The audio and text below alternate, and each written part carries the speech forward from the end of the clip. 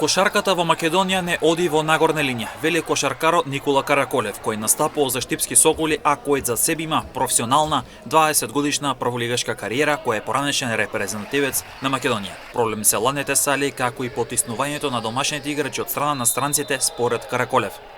За жал не. Не оди во нагорна линија од причини ладни сали, финанси. Има некое правило со тие странци, има моментално правило 4 странци. Значи, у втора лига нема странци, али у прва лига има странци. Правилото значи 4 странци може да секоја екипа да регистрира 4 странци. Автоматски сега тренерот ќе дојде ќе земе 4 странци и еден домашен. И он ќе игра цела утакмица со 4 странци и еден домашен, значи 3-4 домашни играчи ќе седат на клупа. Значи се потиснати нашите играчи. Се потиснати нашите играчи.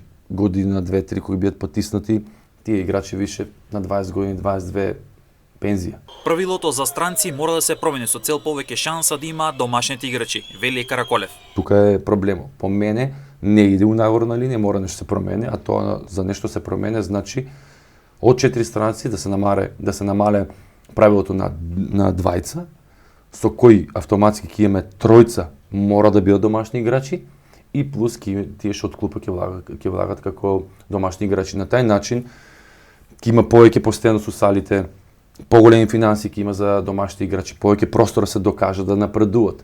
А на овај начин со тоа правило 4 странци нема да има напредок у македонската кошарка, се дека тоа не се смене.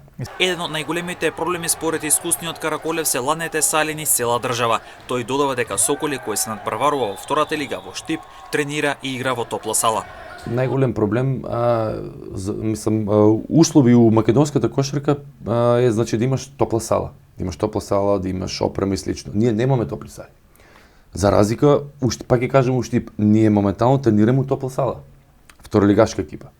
Иди МЗТ, работнички, Гостивар, нема топла сала.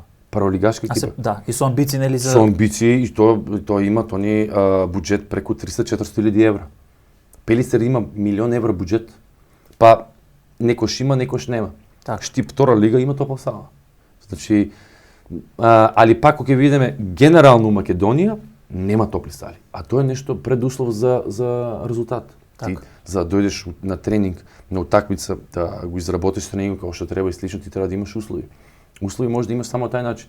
Ако ти немаш топла сала, како ќе улезеш да тренираш, да дадеш максимум? Па ти на ладна сала, не дај Боже, може да скинеш мускул, може да се повреди. Екипата на Соколи од Штип која се надпреварува во втората кошаркарска лига, оваа сезона води борба за да обезбеди влез во прва лига, а искусниот Караколев е предводник на тимот кон таа цел со неговото искуство кое е клучно за успесите и кое искуство го пренесува на младите кошаркари.